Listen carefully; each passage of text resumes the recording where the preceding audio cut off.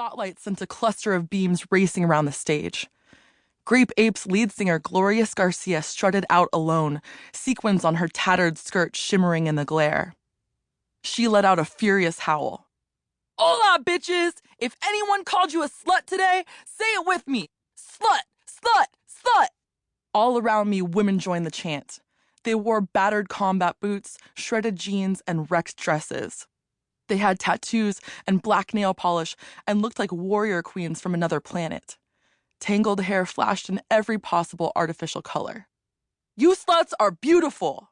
Glorious fisted the air and aimed her mic at the crowd, still chanting, "Slut! Slut! Slut!" Back when I went to this concert for the first time, I was an angry 16-year-old with too many piercings for suburbia, wearing a military jacket over a 1950s dress. Now, I was 47 on the books, 55 with travel time. My eyes flicked to the things I never would have seen back then. Everyone looked so scrubbed and affluent. Our rebel fashions were cobbled together from the expensive stuff we'd seen in some New York Times story about grunge. But what really jolted me was the way people occupied themselves as they waited for the music to start. Nobody was texting or taking selfies, and without phones, people didn't know what to do with their eyes. I didn't either. I watched a guy in a Dead Kennedys shirt urging a hip flask on a woman who was already so drunk she could barely stand in her platform creepers. She stumbled against him, swigging, and he gave a thumbs-up sign to his pal. The punk scene, once my inspiration, now looked like a bunch of future bankers and tech executives learning how to harass women. The rest of the band charged on stage, Maricela Hernandez's guitar squealing over the clatter of drums and bass fuzz. Cigarette smoke and sound merged into a throbbing haze around us. From my distant perch, Glorious was a tiny figure with the biggest voice in the world. "This is a song about the girls from Mexico who are picking fruit in your Irvine Company farms. Let's rip down the fucking border net and stop the killing." That took me back. In 1991, a huge group of refugees fleeing Mexico had drowned in the Gulf of California, just as they'd almost reached the safety of U.S. soil in Baja.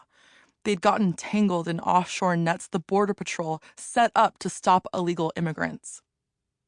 The music tore through me until it merged with muscle and bone. I had a job to do, but I couldn't move. Grape Ape was the only thing here that hadn't been warped by my disillusionment. They still had the power to replace my cynicism with a feeling that careened between hope and outrage. Strobe lights churned the darkness, and the audience frenzy reached beyond fandom, struggling towards something else.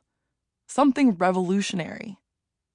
Then I felt a broad hand on my upper arm, squeezing a little too hard, and a large male body pressed against my back.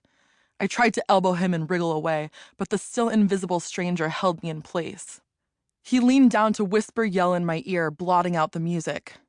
"I know you must have many daughters at your age, and you are worried about their future." His voice was smooth, and his warm breath smelled like lavender and mint.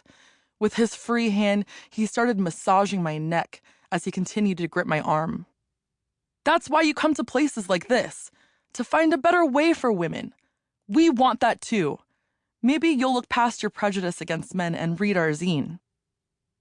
At last he released me and I whirled to face him. He pulled his zine from a rumpled Kinko's bag.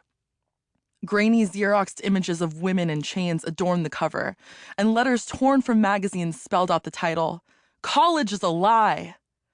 Flipping through the pages of 10-point Courier font and smeary cartoons, I scanned a few typical punk rants against suburban brainwashing. College teaches conformity, turns you into a corporate drone, destroys true art, blah, blah, blah. But there was a weird strand of gender politics in it.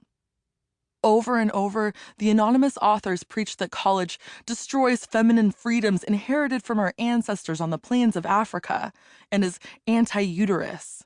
I scanned a paragraph. Women are naturally empathetic, and college tortures them with artificial rationality.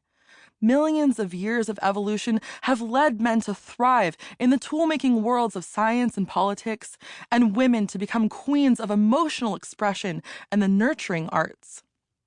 College denies this biological reality, which is why so many women feel bad about themselves.